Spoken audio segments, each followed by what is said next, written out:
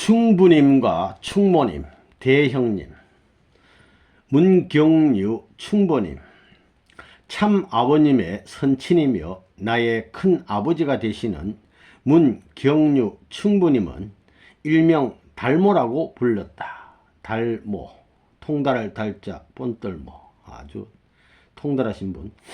1893년 계사년 음력 7월 11일 문치국 할아버지와 아내 임씨 할머니 설아 3남 2녀 중에 맏아들로 출생하셨다. 충부님은 일찍이 13세 때 김경계 충모님과 혼인하시고 설아에 모두 13남매를 두셨다.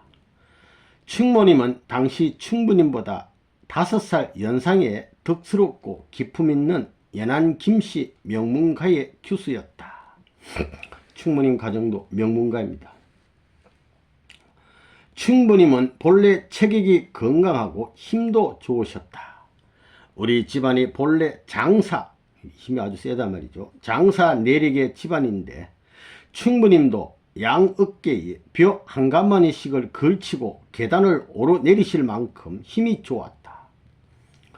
남들은 지게에다가 볕가마니를 지는데 충부님은 짐지기를 싫어하셔서 한 손에 하나씩 들고 옮겨 놓으셨다. 우리 충부님은 천하장사 같은 분 같습니다. 참 아버님은 언젠가 우리 용기형을 가르치며 우리 아버지를 보려면 이 사람만 보면 돼 라고 하셨다. 그 정도로 충부님의 외모는 용기형과 비슷했다. 우리 참 아버님께서 충부님 사진을 그렇게 구하려고 했는데 못 구하셨는데 우리 충부님을 심재, 문용기 우리 장로님 많이 닮으셨다고 합니다. 우리 집안에서는 할아버지만, 이 할아버지는 문치국 할아버지, 할아버지만 담배를 조금 피우셨지 대개 술, 담배를 삼가는 편이었다. 삼가 안 피운단 말이에요. 충부님은 술, 담배를 하지 않으셨고 학자처럼 사시면서 책 보는 것을 좋아하셨다. 특히 삼국지를 좋아하셨고 문치국 할아버지는 삼국지 들으면 다 기억하는데 한자도 많이 알고 계셨다.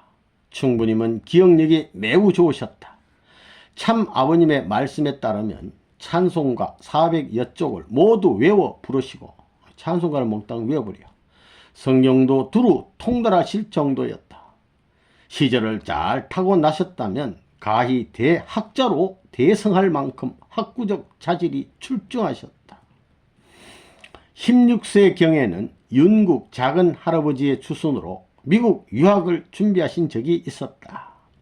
그때 4년 이상의 중학교 교과과정을 단숨에 내리 암기하셨다고 한다. 유학하기 위해서 미리 공부를 해야 되니까. 준비를 마치고 진남포로 나가 미국에서 오는 배를 기다렸는데 몇 달이 지나도 예정된 배가 오지 않았던 모양이다. 결국 할머니가 집으로 불러 올리신 바람에 실제로 유학을 떠나진 못하셨다. 미국에 가기 힘든 시절에 좁쌀 20섬을 팔아서 경비를 마련해 나가신 것인데 배를 타지 못해 좁쌀을 비용으로 쓰고 오셨다. 한 섬은 10마리니까 한 말은 160kg. 그러면 20섬이면 이게 1600 곱하기 이렇게 됩니다. 3200kg. 어마어마한 참 큰 돈이 되는 것 같습니다. 배를 타지 못해서 좁쌀을 비용으로 쓰고 그러니까 거기서 바닷가에서 몇 달 동안 먹고 지내면서 그만 돈도 다 쓰고 이렇게 오신 것 같아요. 유학도 못 가고 배가 안 돌아가지고 가끔 주변에서 이야기를 하면 충부님은 이 사람아 하면서 상당히 듣기 싫어하셨다. 돈만 쓰고 유학 못 가셨으니까.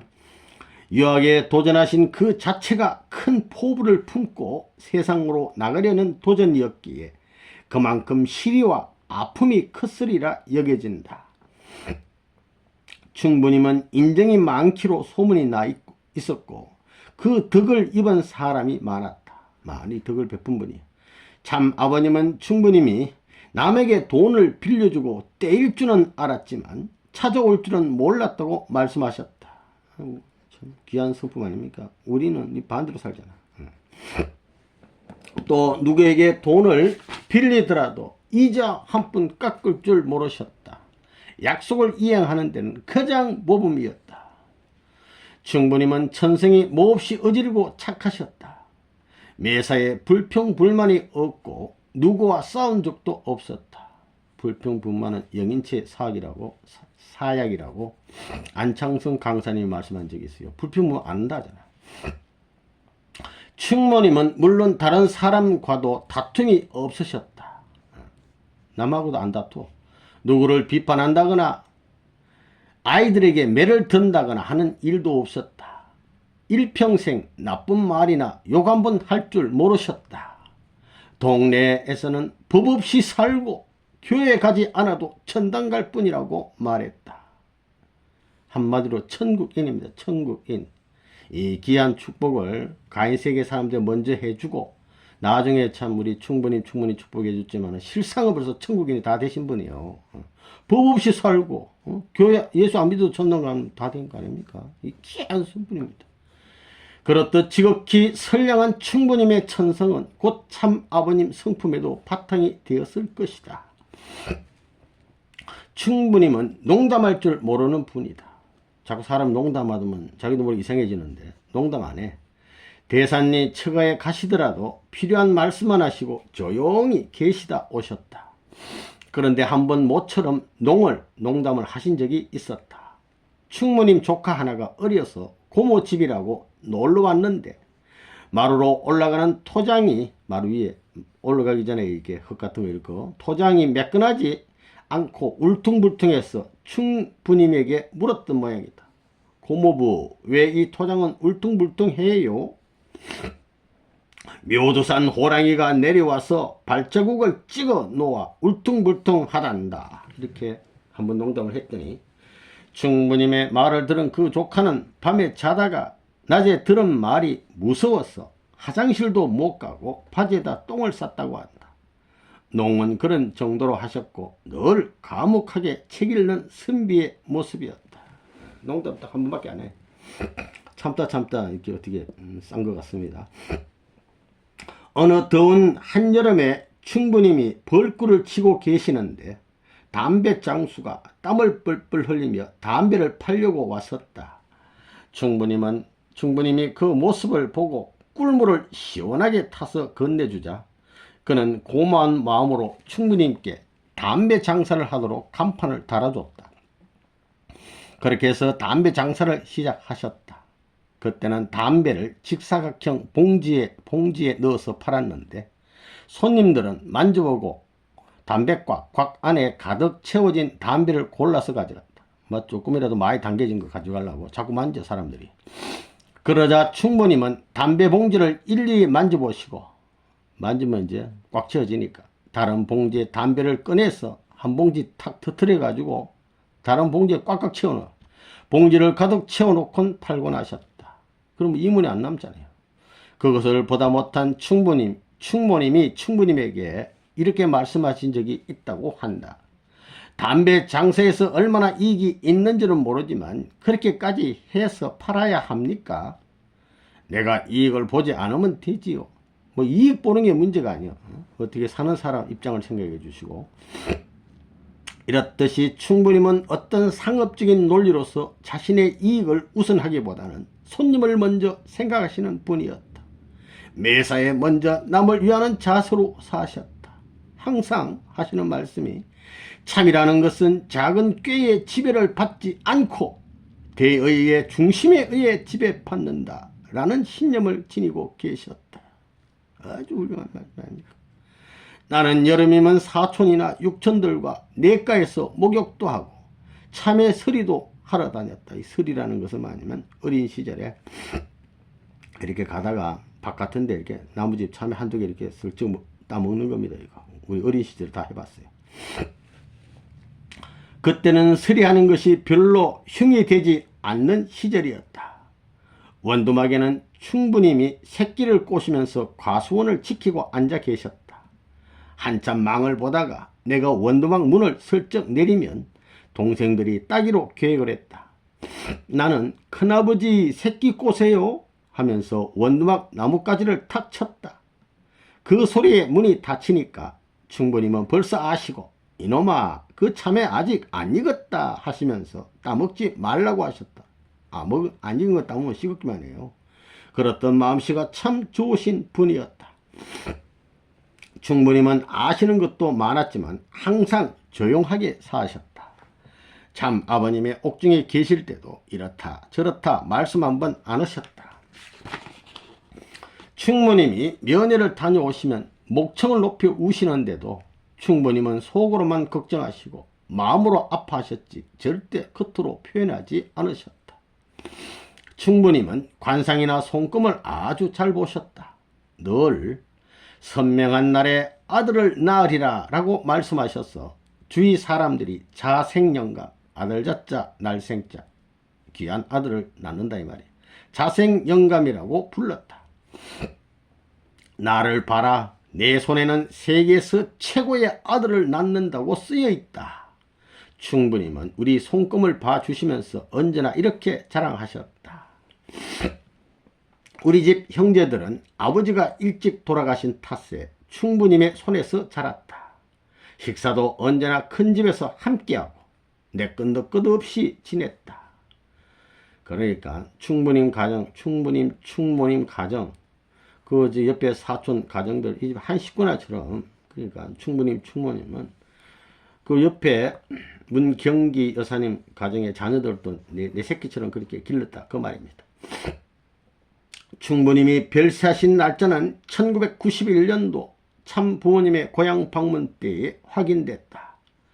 충부님은 공산 치하 동토의 땅, 얼어붙은 땅, 억압의 환경에서 고초를 겪으며 지내시다 1954년 10월 11일 불의한 상황 가운데 별세하신 것으로 보인다. 이렇게 됐습니다. 그 다음 충부님의 애창곡 대한지리가 애창곡이에요. 대한지리. 우리 용기 형이 어렸을 때에 충부님에게 배운 대단한 노래가 하나 있었다. 일본 사람들이 알게 되면 잡혀간다고 주의까지 주시면서 구두로 전해주신 노래였다. 바로 대한지리가이다. 이 노래는 본래 영국 작은 할아버지가 지으셨다고 한다. 참 아버님은 종종 집회 때마다 용기 형에게 그 노래를 부르게 하셨다. 이 노래를 모든 식구가 부르게 하라. 언젠가 이렇게 당부하신 적도 있었다. 용기 형이 성화하신 뒤로는 얼마 전에 성화한 임도순 회장이 이 노래를 잘 불렀다. 참 아버님 자서 전에도 조금 부드럽게 손질한 가사가 실려있다. 용기 형이 불렀던 원래 가사를 옮기면 이렇다. 대한지리가 거의 비슷해요. 약간 좀 차이가 있는데 원본 대한지리가 동반구에 돌출한 대한판도는 동양 삼국 요지의 자리를 잡고 북으로는 광막한 만주평야요 동으로는 깊고 푸른 동해로다. 남으로는 다도해 대한바다요 서로는 깊고 누런 황해로다.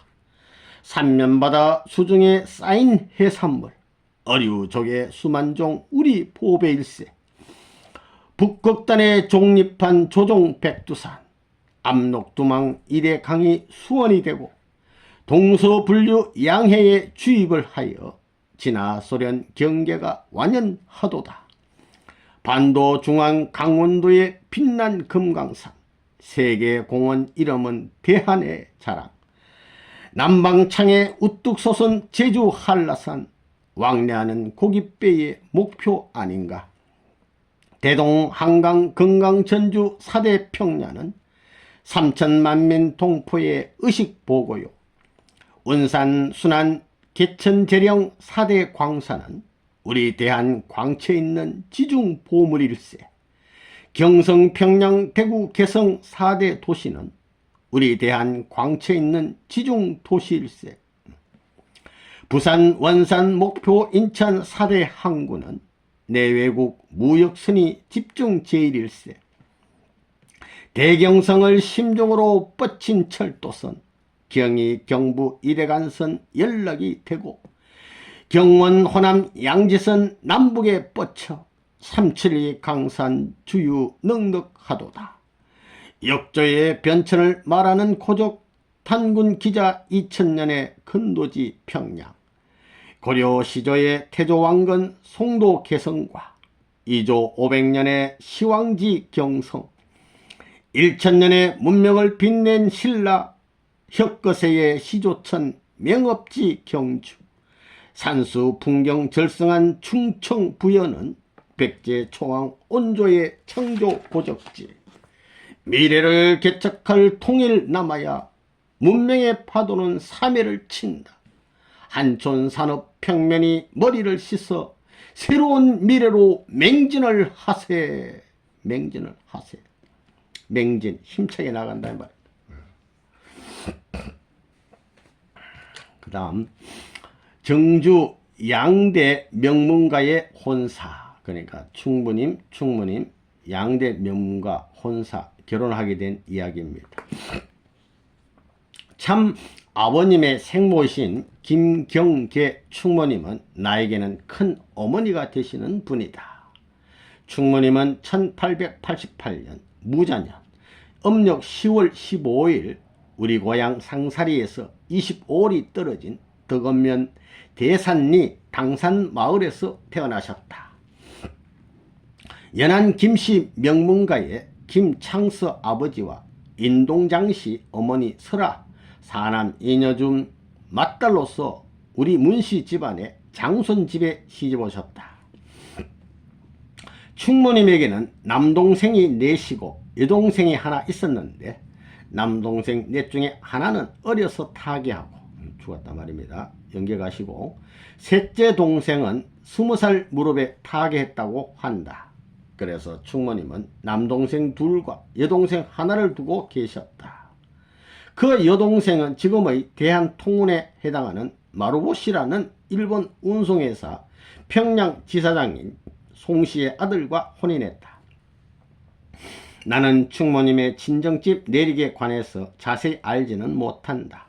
다행스럽게도 충모님의 둘째 남동생인 계조씨의 맏딸이자 참 아버님의 외삼촌 누님 되는 김정난 권사와 첫째 남동생 계정씨의 셋째 딸이자 참 아버님의 외사촌 여동생인 김애화 권사가 남원으로 내려와 있어서 집안 이야기를 많이 들려줬다.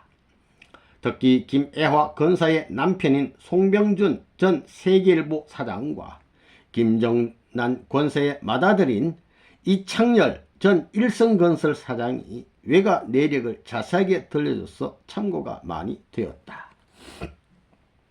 1975년도에 참부모님이 희망의 날 대향년을 행사를 개최할 무렵 그 두 분이 서울시청에 근무하고 계셨다.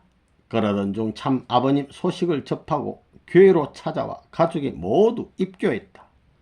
처음에 우리 용기 형이 정주 군민회를 통해 서울로 내려오신 소식을 듣게 된 것인데 한 번은 우리가 청파동 본부교회로 그들을 안내해 참 아버님을 뵈었던 기억이 난다. 김정난 권사는 아들인 이창열 사장에게 하시는 말씀이 너희 외가에서는 과거에 장원급제에서 의사화를 쓰면 장원급제하면 머리에 그 꽃을 꼽은 의사화를 쓰고 금이한양하지 않습니까? 장원급제에서 의사화를 쓰고 오면 집안 어른들이 학렬과 관계없이 임금님을 보듯이 절했다. 그것이 집안의 풍습이었다. 외가의 어른들이 용명이가 이 다음에 큰 인물이 된다고 하셨는데 어떤 큰 인물이 될지는 내가 예측할 수가 없었다. 그런데 지금 그 모습과 실적을 보니까 하나님의 일을 하고 있더라. 그러면 과거에 장은 급제한 것보다도 더 큰 일을 하고 있는 것 아니냐? 나는 그것을 느꼈기에 동생이라도 절하고 우리 아버님도 절하라고 선생님이라고 한다 라고 말씀했다. 한다. 그렇듯 훌륭한 명문가의 가풍과 가법이 올곧게 생활해낸 집안이다. 우리 충무님 집안도 대단히 명문가지만은 충무님 집안도 대단한 명문가입니다. 이창렬 사장이 찾은 외가 족보를 보면 김창서 외할아버지의 초명은 김창기였다.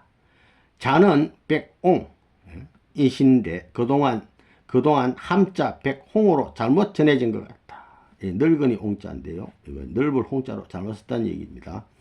당시 풍습으로 여자들은 족보에 안 올리는데 특별하게 충모님은 사위 문경유 남평인 득달면에 거한다 라고 분명하게 기재되어 있다. 충모님의 호적상 함자는 우리 충모님 호적의 이름이 김경계이신데 친정 족보상에는 형제 학렬을 따라 두루주자를 써서 김주관으로 나와 있다. 친정집에는 김주관으로 되어 있어요. 이창렬 사장은 그 함자가 아마도 세상을 넓게 두루 살피는 자, 그러니까 김주관 충모님 이름인데요. 두루두루 살필 볼간자지 않습니까? 두루두루 넓게 보라니. 살피는 자식을 낳는다는 예시의 뜻이 있는 것 같다고 말한다. 경의선 고음역에서 정주역으로 가는 사이에 고음역에서 좀 정주역으로 우리 올라가다 보면 나지막한 남산을 넘으면 산 하나 넘으면 충모님의 친정 대산리가 나온다. 대산리 당상마을은 15가구 남짓 되는 작은 농촌이었다. 마을 뒤로는 산이 있고 앞쪽으로는 멀리 바다가 보이는 너른 평야가 있어서 해산물과 농작물이 풍족했다. 방파제 너머로는 강이 흘러 사람 살기에 좋은 곳이었다. 충모님은 연안 김씨 17파, 연안 김씨가 한 6, 7개 파가 있는데 그 가운데 마직격인 개성부윤공파 정주 종중의 제동 문중의 27대 손이다. 연안 김씨는 원래 경주 김씨 왕족이었는데 태종 무열왕 무렵에 한 분이 왕에게 간언하다가 황해도 연안에서 귀양살이를 했다고 한다. 그래도 왕손이다 보니 학문이 대대로 전해져 벼슬이 개성부윤까지 올랐고 요새 말하면 개성시장 자손이 번성하면서 여러 종중으로 나뉘었다. 그중 정주에 정착한 종중은 제동 문중에 속하는데 한 문중에서 대가와 무가를 가장 많이 배출한 문중으로 평가받고 있다. 나라에 문가, 무가 그런 참 일하시는 그런 분을 가장 많이 배출한 문중이다 말입니다. 충문이 문중이 최고의 문중이야. 그 선대 어느 분이 극진한 충성심으로 병중에 있는 임금을 위해 머리에 서리가 하얗게 앉도록 밤새 탕약을 다려 임금이 감동하고 자신의 금토시를 벗어줘서 가보가 되었다는 역사도 있는 집안이다. 충모님 위에 조상 중에는 그런 게 큰 충신도 있단 말입니다. 참마부님 어린 시절 외가에 가면 사당에 갖가지 높은 벼슬의 관복과 장군 갑옷 등이 보관해 있었다고 회고하신 적이 있다. 이렇게 나라에 참 공을 많이 세우신 가문. 충모님은 18세 무렵인 1905년경 5살 연하에 충부님에게 시집 오셨다. 여자들에게 살림을 맡게 하니 그랬는지 그때는 그런 형태의 혼인이 많았다.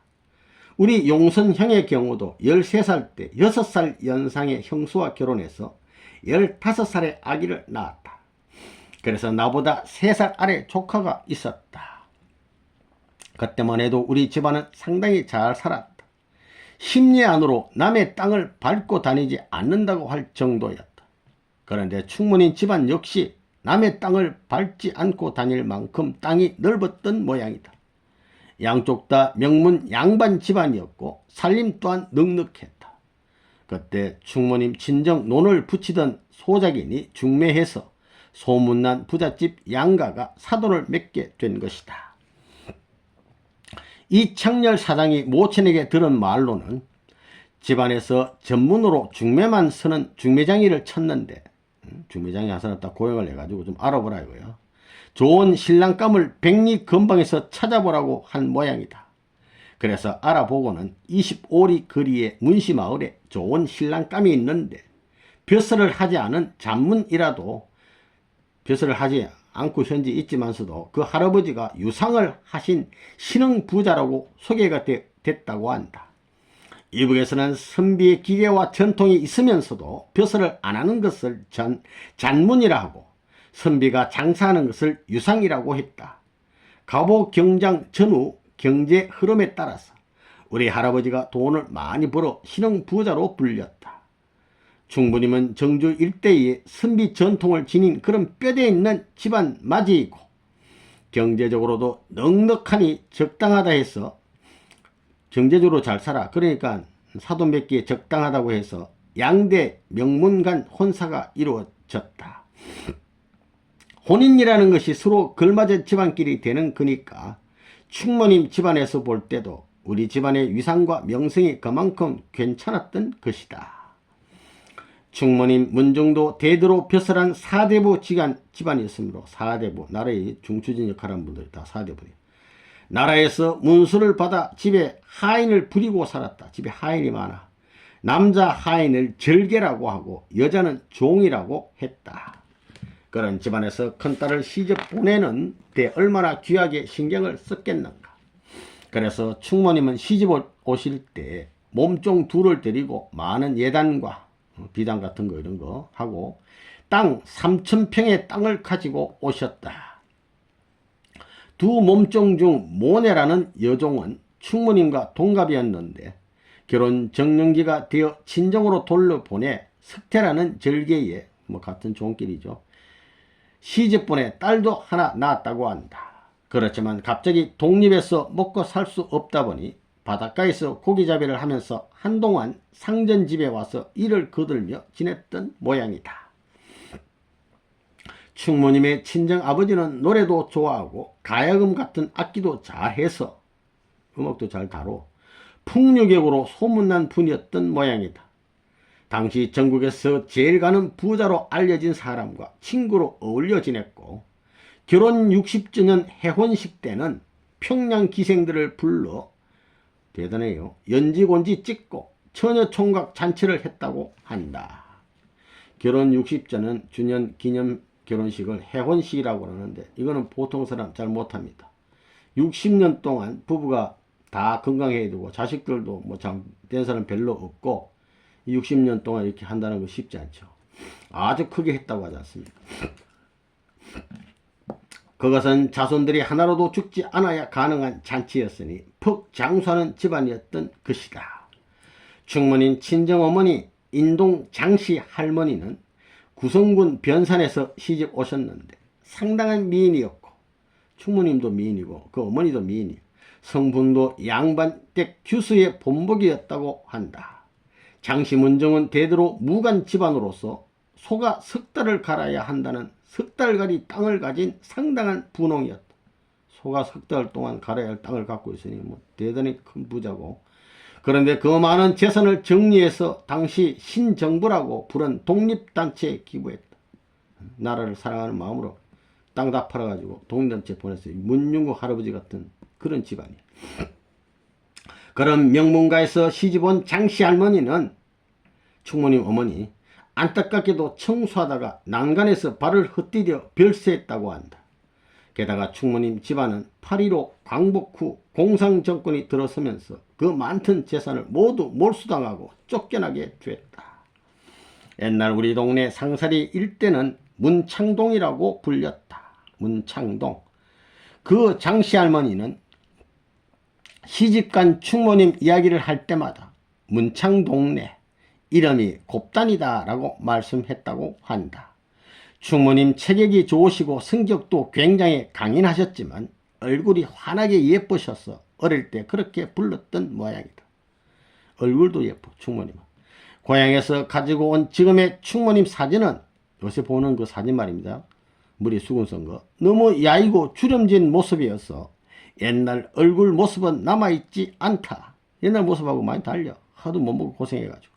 참 아버님도 처음 그 사진을 보시고는 하도 기가 막혀서 너틀 웃음을 웃으시며 나를 보고 나도 모르겠다. 네가 한번 봐라. 맞는지라고 하셨다.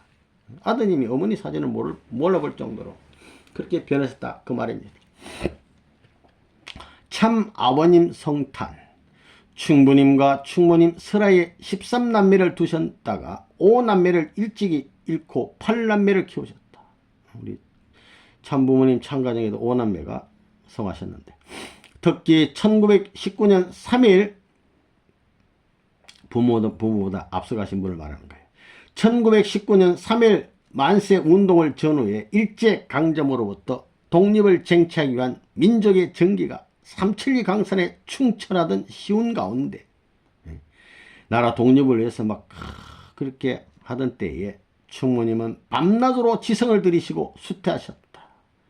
정성 들인 가운데 우리 참아버님을 잉태하신 거예요. 하늘의 명령에 따라 잉태하신 겁니다. 그런 어느 날 친정 대산리에 가셨다가 인근에 있는 영산인 제석산 근처에서 한 쌍의 황룡 한 쌍이 크게 다투다가 또 썩 화합해서 성천한 현실이라는 것은 꿈도 아니고 뭐 현실 같은 거 이런 말이고, 현실을 생생히 목격하셨다. 그리고 이듬해인 경신년 음력 정월 초엿새, 그러니까 1월 6일 날 자시, 그러니까 밤 12시, 밤 11시에서 새벽 1시 사이 밤 12시에 하나님의 황태자 존귀하신 참 아버님을 출산하셨던 것이다. 이렇게 한번 태어나신 거예요. 김애화 건사에 따르면 충모님 친정 동네에서는 참 아버님이 탄생하기 훨씬 전부터 오봉산 정기를 받은 묘두산 아래서 아기 예수가 탄생한다는 소문이 있었다. 묘두산, 고양이 머리 산.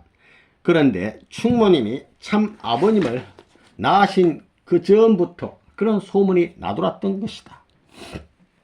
이남에 내려온 마을 사람들을 만났을 때 그 아기 예수로 태어난 분이 바로 참 아버님이라고 말들을 했다. 예수님 태어났을 때도 시몬 안나 같은 사람이 증거했잖아요. 이런 분들이 다 있다는 거예요. 오봉사는 조선 순조 때 1811년에서 1812년 일어난 평안도 농민 항쟁인 홍경래 난의 중심지이며 왜구들의 침략을 방어하던 중요한 요충지였다. 그 일대에 살던 김씨, 홍씨, 문씨 등은 옛날에 높은 관직에 있던 사람들의 후손이었다. 그리고 충모님이 참 아버님을 낳으실 무렵 그 성스러운 탄생을 알리는 두 가지 징조가 있었다. 하나는 3년 동안 집 앞 소나무 동산에 원앙새, 평안도 말로는 따오기, 원앙새가 와서 울었다는 것이다. 또 하나는 금괴, 완전 머리가 노란 금색깔 나는 새가 노간주 나무에 날아와 지냈다는 것이다. 이게 하늘의 메시지 전령입니다. 까치가 울면 반가운 손님이 온다는 얘기가 있듯이 반가운 손님 정도가 아니야. 하늘의 황태자를 보내는 하늘의 메시지 전령입니다. 전령. 금괴가 날아오고 원앙새가 날아와서 알려줬단 말입니다. 우리 집 앞에는 큰 너티나무가 있었고 향나무 비슷하게 생긴 강한 노간주 나무가 있었다. 우리 어머님 말씀에 의하면 김인년 3월 1일 독립만세 운동이 있기 3년 전부터 아침에 소죽을 쑤려고 일찌감치 대문 문을 열면 금괴가 푸드득하고 날아갔는데 하늘이 다 훤했다고 한다. 3년 동안 왔다고 하니 동네에서 보지 않은 사람이 없었을 것이다. 이 금괴는 3.1 운동이 있은 뒤로는 오지 않았다고 한다. 새가 딱 언제 밤중에 날아와서 앉아있다가 아침에 훤히 날이 새면 날아갔단 말입니다. 하나님이 참 아버님을 이 땅에 보내실 때 그 적절한 때를 얼마나 가늠하셨겠는가. 또한 그 심신의 바탕이 되는 양친을 선택하기에 오죽이나 깊이 생각하셨겠는가. 그런 점에서 우리 충부님과 충모님은 서로 금실 좋게 조화를 이루시는 귀한 인연으로 만나신 분들이라고 생각한다. 아주. 충부님도 몸집이나 근력이 대단하셨지만 충부님도 보통 여자들보다 키가 크고 몸집이 둥글며 체력도 강건하셨다. 가히 여거리요 여장부의 모습이었다. 그래서 중국 당장님이라 이는 벼로를 얻기도 하셨다. 중국에 당장이라는 무술가가 있었던가 보다. 참 아버님은 그런 충부님과 충모님을 두루 닮아 고향 시절부터 가슴 앞뒤가 두툼하고 둥그러 체구가 아주 좋았다. 그래서인지 씨름을 하거나 어떤 운동을 해도 참 아버님을 당할 자가 없었다. 당해낼 자 없어. 내적인 면에서 학자 같고 선량한 충무님의 모습을 그대로 이어받았고 적극적이고 열정적인 충무님의 장점도 물려받으신 것이다. 참 아버님 외가의 사랑과 정성. 충무님의 친정 부모님은 설아의 자녀들을 남녀 차별 없이 키우신 까닭에 맏딸인 충무님이 집안일을 주도적으로 처리하시곤 했다. 충무님은 매사에 주동적이고 주견이 강하면서도 인정이 많아 남자 형제들까지도 존중하며 그 뜻을 따랐다. 젊은 시절 충무님의 활달한 성격이나 이를 닮아나신 참 아버님의 강인한 성격은 본래 외가 할아버지로부터 비롯됐다고 한다.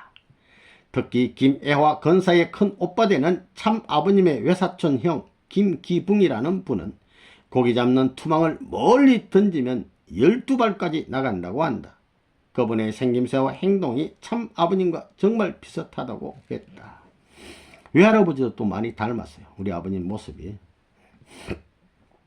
맏딸인 충무님에 대한 사랑이 각별하셨던 친정 부모님은 충무님을 출가시킨 뒤로도 특별히 다른 자식들보다 더 사랑해 주셨다. 아이들도 친손자들보다 외손자들을 더 기호해 준 편이었다. 외손자들을 부를 때에도 대형님에게는 문용수 대형님에게는 큰 문동이, 어릴 때 이게 문동이, 귀한 애기들, 공부하는 애기들 이름이 문동이, 작은 아버님에게는, 참 아버님에게는 작은 문동이라고 불렀다. 문동이는 글을 공부하는 아이라는 뜻이다. 특히 참 아버님은 외할아버지와 외할머니의 사랑을 많이 받으셨다. 모두 외갓집에 오는 것을 좋아했고 외가 사촌들과도 가깝게 지냈다. 외가 집안은 합심해서 참 아버님이 잘 되기를 바랐고 경제적으로도 십시일반으로 도왔다. 시집가서 끝난 게 아니라 계속 도와줘. 외가에 놀러가면 온 집안이 반기며 환영해 줬다. 참 아버님은 충무님을 따라 외가에 자주 가셨고 오산학교 시절에는 학교에 오가면서 들리셨던 것 같다. 충무님은 학교 운동회 때면 구경하러 다녀오시는 길에 들리셨는데 집안일 걱정으로 오래 머물지 못하셨다. 집안일 하도 바빠. 충무님의 친정 아버지는 큰딸이 고생하며 사는 모습을 보면서 작은 문동이가 우리 참아버님 큰 인물이 된다고 하시며 너 용명이 하나 잘 키우면 나중에 득본다는 말씀을 자주 했다고 한다. 아무래도 참 아버님이 크게 될 것을 일찍이 알아본 것이다. 그러니까 충무님 가정의 어른들뿐만 아니라 외가 어른들도 다 알아본 거예요. 동네 사람들도 다 증가하잖아. 참 아버님은 고구마 철이 되면 혼자서 외가로 한다람에 달려가 고구마를 쪄달라고 해서 한 소쿠리씩 잡수시곤 했다는 회고를 하신 적도 있다. 여름 방학이면 우리 형들을 데리고 가서 외가 형제들과 함께 마을 앞 저수지 등지에서 고기잡이도 많이 했다. 서울 학창 시절과 일본 유학 시절 방학 때 고향집에 오실 때는 외가에 들러 하룻밤을 주무시고 다음날 상사리로 들어오셨다. 외갓집에 와서 먼저 거기서 자. 그리고 집으로 오셨다 이 말이야.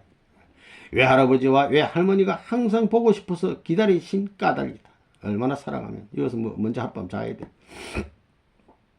외가에서는 문씨 집안이 잘 돼야 시집간 딸이 편해지니까 적극적으로 도왔다. 참 아버님이 큰 인물이 된다는 기대 가운데 정성을 들여줬는데 딸 시집 보는 게 다가 아니고 손주들이 태어났는데 외할머니는 정화수를 정성을 들여 참 아버님 잘 때라고 외가 할머니가 정화수를 떠놓고 정성을 들인 그런 집안이에요. 그러니까 양가 집안이 정성을 들였다니까. 그것을 보고 자란 김정란 권사도 남한에 와서 참 아버님을 만난 뒤로 외가에서 문동이가 잘 때야 시집간 김내, 충무님 김내가 잘 된다고 했다고 하면서 평생 정성을 들여주셨다. 평생 정성 들여준 거예요. 충무님 가정을 위해서. 그러면서 참부모님이 애쓰고 고생하시는데 혼자 잘 살리고 해서는 안 된다. 아버님 고생하는데 14평짜리 좁은 집에서 40년간 살았다. 이분도 대단하신 분이에요. 김정란 권사님. 참부모님 그 집에 서너 번 오셔서 좁은 방에 마주 앉아 옛날 노래도 함께 하시고 좁은 방에 앉으셔가지고 노래도 부르고 정다운 시간을 가지셨는데 김 권사는 늘 공대하며 떡기를 따랐다. 특히 고향 시절에 참 아버님이 외가에 들르시면 동네에서 혼자 길쌈하는 김정란 권사에게 들러 반나절을 함께 지내면서 오붓한 시간을 가지셨다고 한다. 사실상 김정란 권사는 당시 시댁인, 이분도 이제 시집 갔는데 시댁인 이씨 집안 어른들이 재산을 처분해 독립자금으로 희사하고 중국으로 가서 13년간 유랑 생활을 했다. 그 바람에 시집에서 혼자 있을 수 없어 대산리 친정으로 와서 지냈는데 친정에서 집 한 채를 마련해 줬던 모양이다. 충무님이 친정에 오시면 그 집에서 지내셨고 참 아버님도 외가에 오가시면서 그 누님과 가까이 지내실 수 있었다. 우리 충무님 외가 친정 그 동네도 전부 다 막 독립하는, 나라를 애국하는데 그런 집안이었습니다. 그분이 성화했을 때 참 아버님께서는 김정란 권사 천심자매, 이 천심이란 귀한 말 아버님 여러 군데 귀한 데 많이 썼었어요. 천심이란 말, 자매 라는 시호를 주시고 파주 원전에 모시게 했다. 천심자매다. 그 뒤 꼭 90일 만에 참 아버님도 성화하시게 된 것이다. 그 무렵 성화한 성룡 육천형에게는 천심친제, 육천형의 성룡에게는 천심친제, 이거 어버이 친자잖아요. 친제, 동생 제자, 천심친제. 유학시절 동창인 엄동문 회장에는 천심친구라는 희호를 내려주셨다. 이 천심이란 말은, 귀한 말은 여러 군데 많이 아버님 쓰셨습니다. 참 아버님께 이분들이 얼마나 각별하신 인연인가 생각하게 된다. 내가 너희 엄마를 좋아했고 너희 엄마도 나를 좋아했다. 내가 너희 엄마 신세를 많이 졌다. 참 아버님은 생전에 이창렬 사장에게 말씀하시곤 했다. 남한에 와서 뜻길에서 재회하신 뒤로, 다시 만난 뒤로는 참 아버님은 충무님을 생각하시는 듯, 충무님 생각해도 어디 만날 길이 없고, 그러니까 그 외가 식구들 뜻 김권사에게 각별하셨고, 김권사 역시 참 아버님을 대하여 더없이 좋고 편안해 하셨다. 이창렬 사장은 참 아버님이 특히 외가 사촌 형제들이 월남하지 못한 점을 아쉬워하셨다. 그분들이 내려오셨다면 정말 참 아버님 하시는 일에 커다란 도움이 됐을 것이라고 말했다. 사촌, 육촌 형제들은 내려왔는데 처갓집 그쪽에 충무님 가정 그 형제분들은, 사촌들은 못 내려왔다 이 말이야. 외사촌들은. 공경과 헌신의 한평생. 충무님은 어떤 일이든 일단 잡으면 단번에 해치우는 열성을 지니셨고 일이 생기면 바로 뛰어들어 해결하시는 성정을 갖고 계셨다.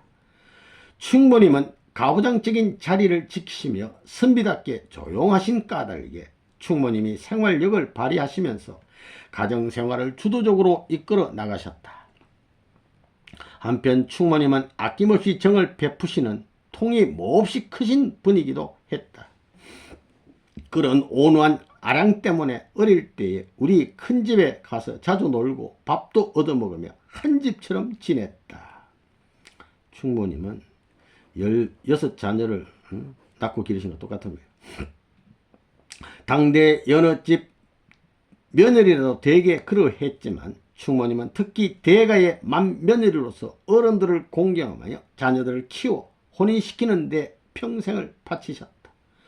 여느 집 딸들은 시집가서 첫 아기를 가지면 이런저런 신경 쓸 일 때문에 친정에 와서 몸을 풀려고 했다.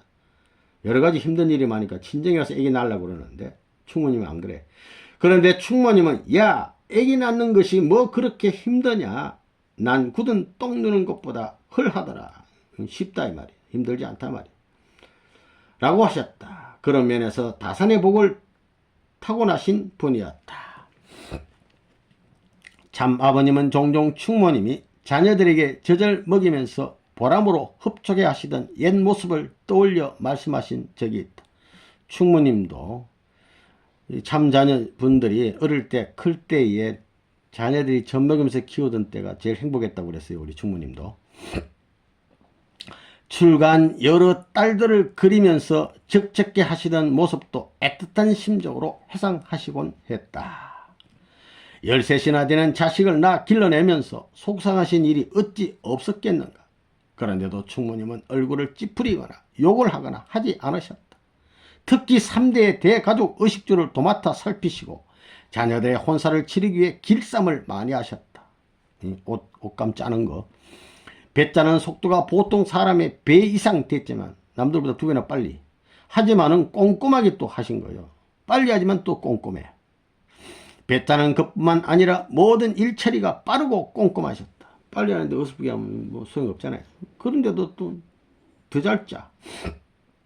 영국 작은 할아버지가 집안 재산을 독립자금으로 처분하실 무렵 충모님 친정아버지가 우리 집안의 땅 9,000평에서 한 12,000평을 사들였다.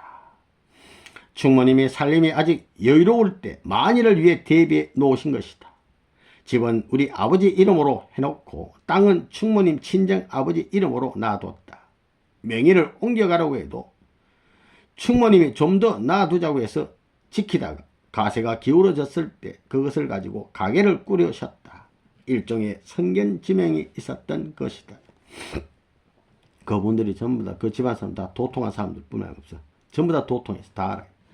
그래도 그 땅만 가지고는 집안 식구들이 먹고 살기 힘드니 충모님은 그 소출을 가지고 장날마다 나가셨다. 방가 출신의 며느리로 양반가의 출신 며느리로서 결코 쉽지 않은 일을 몸소 감당하신 것이다. 그럴 때 친정에 들르시면 보이지 않게 도움을 주셨다. 참 아버님은 그렇듯 외가의 숨은 도움 가운데 공부하시며 하늘이 내신 큰 인물로 성장하셨다고 볼 수 있다. 양가 집안의 기대와 정성 속에 성장하셨다. 이런 말이 되겠습니다.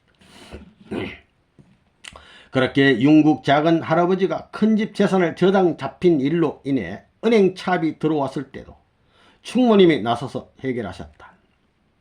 친정을 오가며 상의하면서 뭐 큰일만 벌어지면 친정에 가서 또 상의해요. 관청이나 은행에 드나들며 재산을 팔아 빚을 정리하셨다. 4대 부집의 출가 외인이지만 오로지 자식들 공부시키고 살림을 꾸려 나가시려고 현명하고 과단성 있게 대처하신 것이다. 집안 사정이 늘 그렇다 보니 충모님은 자연히 강한 책임감 속에서 모질고도 고단한 삶을 자체해서 꾸려 나가셨다. 모질고 고단한 삶. 충모님은 특별히 참 아버님에게 각별한 기대를 하고 애정을 쏟으셨다. 참 아버님이 외지 유학 시절이나 일본 유학했을 때는 발바닥에 아카시아 가시가 박히도 모를 정도로 뭐 사랑하신 분이요. 하늘 뜻을 위한 노정에서 옥살이를 하실 때도 온갖 지성으로 뒷바라지를 하셨다. 사실상 고통받는 자식을 바라보는 부모의 마음을 헤아릴 때 인간적으로 보면 참 아버님은 불효자였다. 아버님도 스스로 인간적으로 그런 말씀, 불효자라는 말씀 하신 바 있어요. 여러 집안 자식들처럼 대학을 졸업하면 취직해서 선물이나 돈을 보내드리기는커녕 부모님에게는 가장 마음 아픈 감옥살이만 연달아 보이셨다.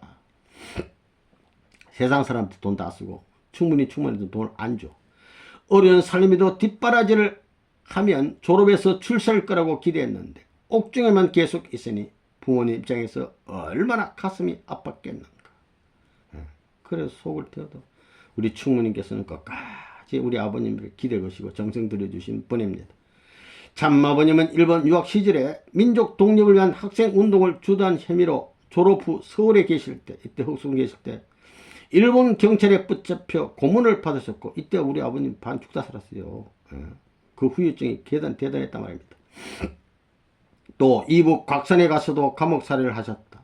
한 번 가면 나오지 못한다는 흥남감옥에 5년형 언도받고 들어가시기도 했다. 그런 가운데도 참 아버님은 하나님의 뜻을 이루는 일을 앞세우시며 육신의 부모를 위하지 못하시고 오로지 심리적 터전을 쌓아 올리는데 혼신을 다하셨다. 참 아버님 옥중 시절의 충모님은 밤에 잠도 안 자고 실을 뽑아서 물레질을 해가지고 옷을 만들어 팔아다가 돈을 마련해서 참아버님 면회를 다녀오시곤 했다. 그런 나날 동안 충모님은 일절 말씀이 없어졌다. 아들이 감옥에 있는데 무슨 말씀을 하겠어요. 우리 어머니와 동서간에 이야기하는 정도였다. 이상하다 싶을 정도로 조용한 모습으로 바뀌었다. 아무런 욕심도 없으셨고 큰 소리 할 줄도 모르셨다. 밭일 하시더라도 조용하게 하셨다. 밖에 밭에 일을 하도 조용해. 또 세상에 여러 가지 일도 알려고 하지 않으셨다. 그러니 집안이 항상 조용할 수밖에 없었다. 고향에서는 명절이나 잔칫날에는 여자들끼리 모여 술도 한 잔씩 하고 떡을 해서 먹기도 했다. 하지만 충모님은 그런 자리에 전혀 어울리지 않으셨다. 심중에 마음속에 남다른 뜻을 품고 계셨어 아무하고나 가벼이 어울리고 싶지 않으셨던 것이다. 이 성별생활 하시고 정성생활 하시고 어려운 사정일랑 가슴 깊이 묻어두시고 세상과 성별된 생활을 하시며 오로지 참 아버님의 일생의 갈 길을 준비하고 정성 들이는 삶을 살다 가셨다. 날마다 밤이 깊도록 기도 정성을 들이셨는데 특별히 찬송가 저 높은 곳을 향하여를 즐겨 부르시며 기다림의 애환을 달래시고 홀로 심지를 굳건히 하셨다. 답답하고 그러실 때 부르시면서 스스로 위안으로 삼으셨으리라 생각한다. 참 아버님도 충모님을 생각하시며 홀로 계실 때 이 찬송을 흥얼거리곤 하셨다. 저 높은 곳을 향하여. 충모님은 하나님의 섭리를 책임지고 세상에 가장 큰 자로 오신 아드님을 두신 탓에 깊은 모정의 아픔을 안고 여생을 지내셨다. 북녘의 공산지하 부자유한 환경 가운데서 가슴 아리하시며 그 귀한 아드님 한 분을 다시 만날 날을 오매불망 학수고대 하시다가 1968년 1월 7일 80세를 일기로 별세하셨다. 충모님의 성화일자는 1991년 참 부모님 고향 방문 때 비로소 확인됐다. 나는 충모님이 어떤 일이 있더라도 오직 참 아버님 한 분을 살리기 위해 앞만 보고 가셨다고 생각한다. 평생을 참 아버님을 위해서 희생하셨다. 참 아버님도 공석 석상에서 충모님에 대한 애틋한 마음을 많이 표현하셨다. 내가 우리 어머님께 양말 한 켤레, 신발 한 켤레를 사드리지 못했다. 그것이 가슴 아프다. 고향에 우리 어머니가 나를 참 사랑했다. 모든 어머니가 자식을 사랑하겠지만 특별히 우리 어머님은 나를 사랑하셨다. 그것을 한참 얘기하면 눈물 흘리는 장면이 많다. 우리 아버님도 충분히 얘기하시면서 눈물을 또 흘리시고 참 아버님은 남북한이 통일되어 빨리 고향에 가서 부모님 묘소 앞에 멍석을 깔고 통곡할 날이 왔으면 좋겠다고 하셨다. 참 아버님이 생전에 고향 이야기를 많이 하시고 그렇듯 그리움과 안타까움으로 눈물 흘리시던 모습을 돌이켜보면서 나는 나의 남은 날 동안 무엇을 해야 하는가를 깊이 생각하게 된다. 영원한 세계의 축복과 영광, 그러니까 가인세계 사람들을 사랑하기 위해서 충모님은 신발 한 켤레, 양말 한 켤레 안 사드렸다는 거 아닙니까? 축복도 늦게 해주시고 1983년 3월 29일 서울 청파동 본부교회에서 참 부모님이 임석하신 가운데 처음으로 김경계 여사 추모 예배가 거행됐다. 그해 몇 해 전 충모님은 일주일에 서너 번 한복 차림으로 용기형의 꿈속에 나타나 말씀도 못하시고 목을 놓아 우셨다. 대성통곡 아무 말씀도 안 하고 막 우셔. 용기 형님 꿈에 나타나서. 그 뒤로 용기 형은 이상하게도 참 아버님이 그렇게 미울 수가 없었다고 한다. 마음이 이상해 그런 마음이 든 거예요. 내 마음이 왜 이럴까? 고민이 많았지만 걷잡을 수 없었다. 용기 형은 고심 끝에 잠시 요 그림을 보면 이 청파동 전 본부교회입니다.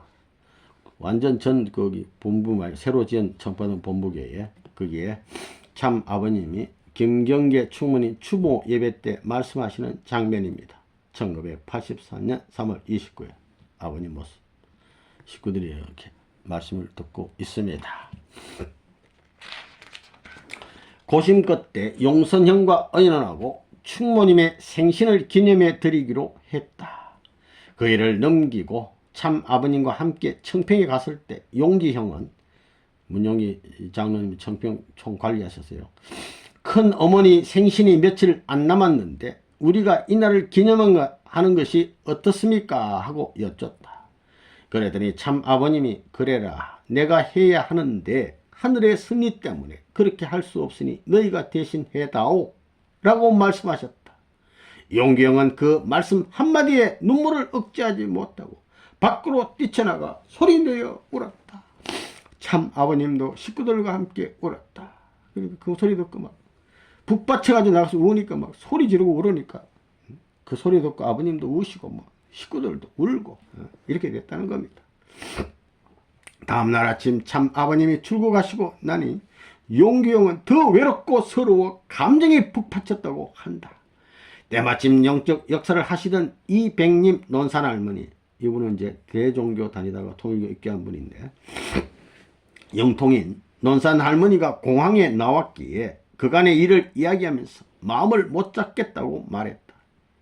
그랬더니 논산 할머니는 큰 어머니 영인채 큰 할머니가 어머니가 들어왔다고 했다.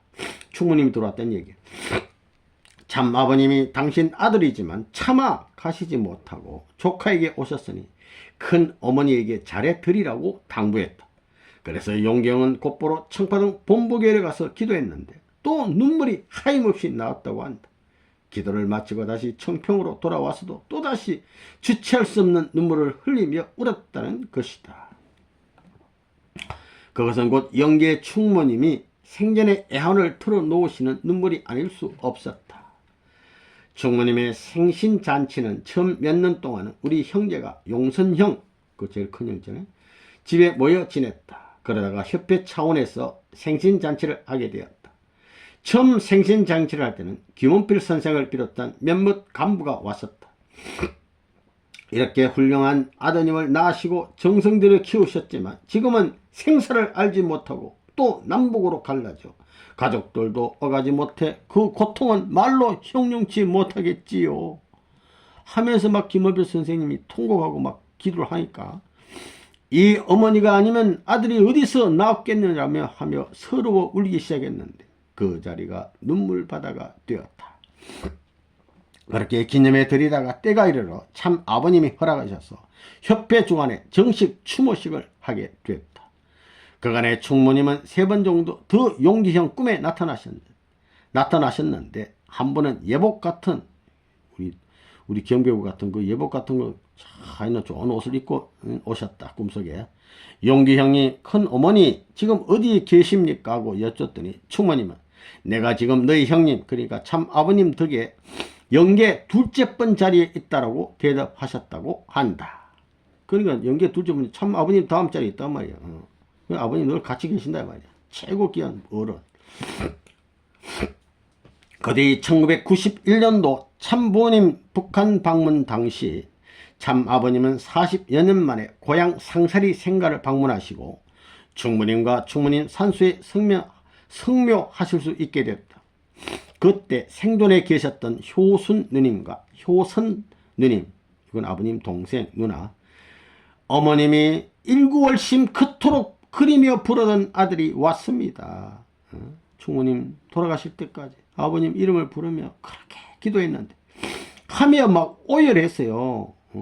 이 효선 누님하고 효선 누님이 막 오열을 막 울고 목매 울고 막 소리 우는데 그 순간에도 참 아버님은 깊은 서름을 억누르시며 남북을 통일해 2천만을 북한 동포 2천만을 다 해방하고 나서 다시 찾아와 울음으로 위로해 드리겠습니다 라는 기약을 다지셨다.